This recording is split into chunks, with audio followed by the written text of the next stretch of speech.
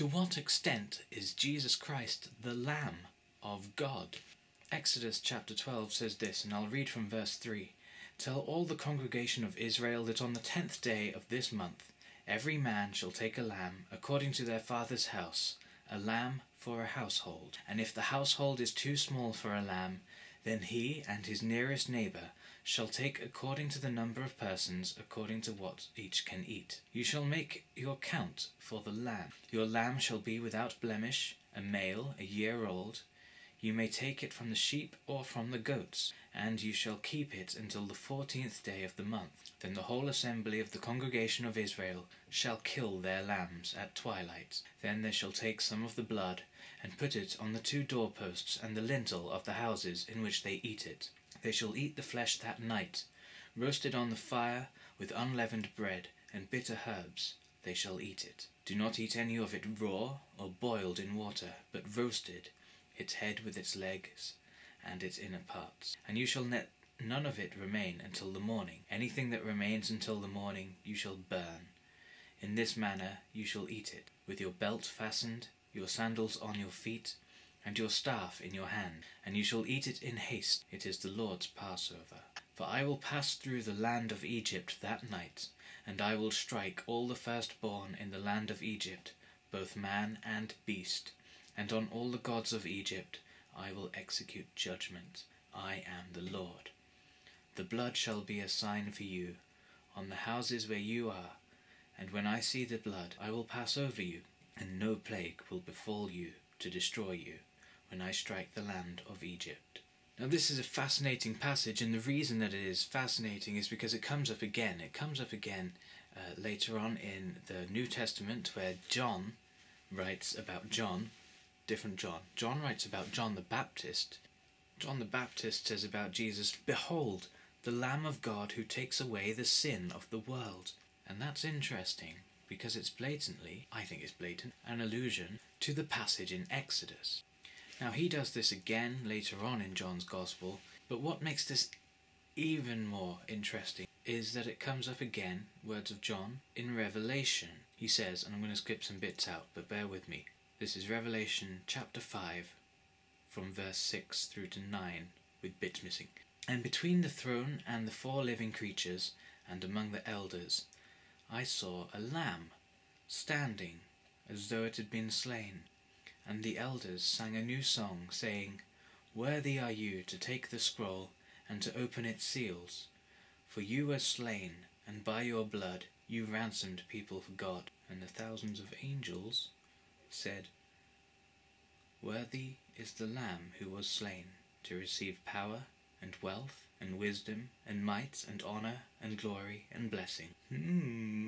So what we're getting from John, or at least one John, if not both, that's one of the 2 Johns, not the letter 1 John, is that Jesus Christ was recognised in New Testament times as being a lamb akin to that of what was sacrificed in the book of Exodus. Now, what I want to look at is 5 things that are in common between the sacrifices of the lambs in Exodus and the sacrifice made by Jesus Christ in the New Testament. And those 5 things are that a lamb must be sacrificed for each household. The sacrificed lamb must be without blemish. The lamb must be young, it is a lamb. The young must be male. And the lamb must be sacrificed at twilight. Now I know most people die at twilight. It's a bad joke. That was a bad joke. Now first, Jesus died for his household, the same way that each lamb during the Passover died for its household.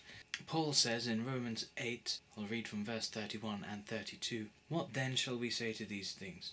If God is for us, who can be against us? He who did not spare his own son, but gave him up for us all." Now, what I'm saying here is that Jesus Christ died for his household, and that household was all people. Now, to use words that Jesus said himself in John chapter 10 from verse 15, "I laid down my life for the sheep." Now, I'm hoping this isn't too tedious, but when the Passover lambs died, they came out of a herd of other lambs and goats, and they would die instead of all the other lambs. They also died, symbolically on behalf of people.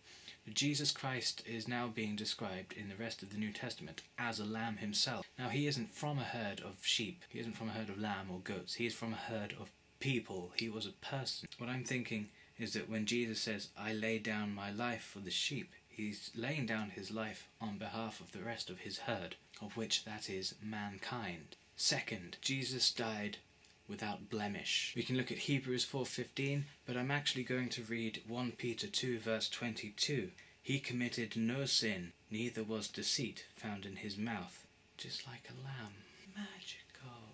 This ties into the next one. Jesus died young. For the lamb, that was special, because it means if you're young, you're actually too young to, sin, to be blemished. The only way you can really be unblemished is to be sacrificed young, if you're going to be sacrificed anytime soon. Remember that. I don't want to imply that had Jesus lived longer, he would have sinned. That's, far from the truth, I think. We'll never know. It's not important. The Passover lamb had to be sacrificed young, and we know that Jesus died young. He had a short ministry and then was killed on the cross.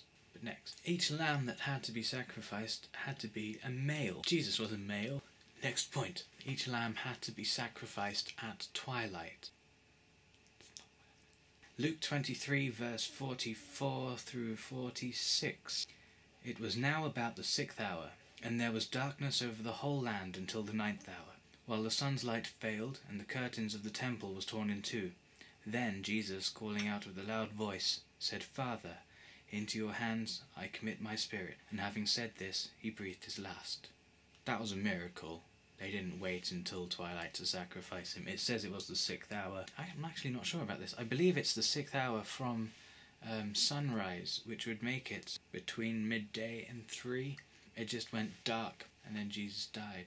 It was twilight. So Jesus met all 5 of those criteria from sacrificing the lambs at Passover. But what's more spectacular is this. Back in Exodus, the Passover was the last of 10 plagues, but it wasn't the end of the events.